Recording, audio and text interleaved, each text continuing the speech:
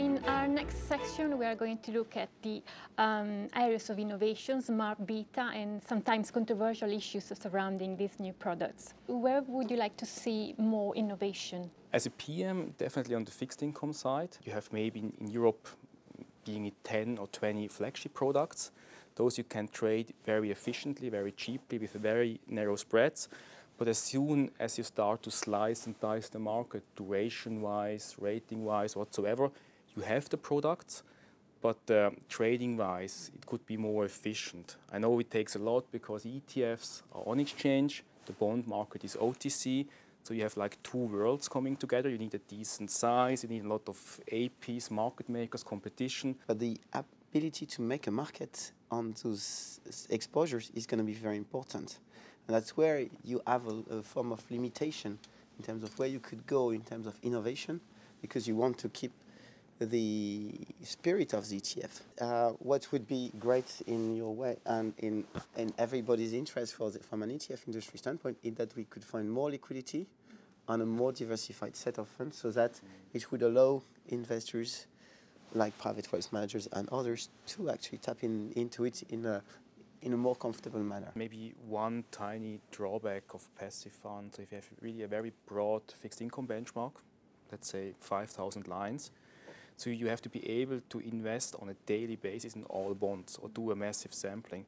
If you're an active manager, you can invest on day one in a subset, on day two in another subset. It's not a market that's easy to enter for competitions, and you'll see that there's a lot of new entrants on the equity side. And far less new entrants on the fixed income side, because it means an infrastructure, as you say, dedicated investment management systems and people, and access to the market. Do you think that going forward ETFs will increasingly enable investors to access asset classes that are not so liquid? The best example of that recently is Bitcoin, right? It's a Bitcoin ETF. I'm not saying you should buy it. Great vehicle. You can put anything in an ETF, and the creation of a gold ETF, I think, was something that was a significant step forward for a lot of investors a few years back, and there's a lot of flexibility in this vehicle. In the Netherlands, for instance, we have a huge progression of ESG investing. It's about 35% a year, so it's massive, as in the Nordic countries. But I think it's interesting to consider that we need to probably go into the smart ESG, meaning that we need to have instruments in various segments that allows the client to really select what type of ESG that he wants, because he will never adopt the idea of MSCI or another agency that is more or less providing their own idea about ESG. The most important thing is to give the people the choice of the type of ESG that they want. And to my sense, ESG, the ETF business can offer that. We have also to keep in mind that in the ESG business, being active is pretty tough. So there is probably more room on passive or some form of smart passive. Should investors look at these styles of managers they have traditionally used and then ask if there is a more systematic approach, a more systematic product that can replace active managers, take into account size, value, quality, volatility, momentum? What's your view on smart ETFs? So we're not really using smart beta in portfolios, but that's led by our conviction of where we have fundamentals to our investment thesis. We're looking at valuation, momentum, and sentiment in how we allocate.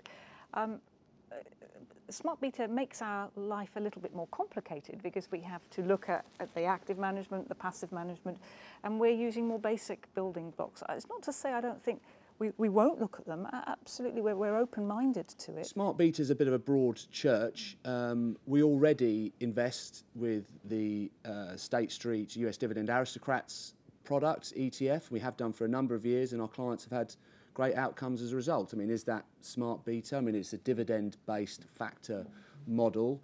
There is certainly a proliferation of smart beta products based on value, momentum, other styles, other factors, size, and of course when they launch with this fantastic, simulated track record.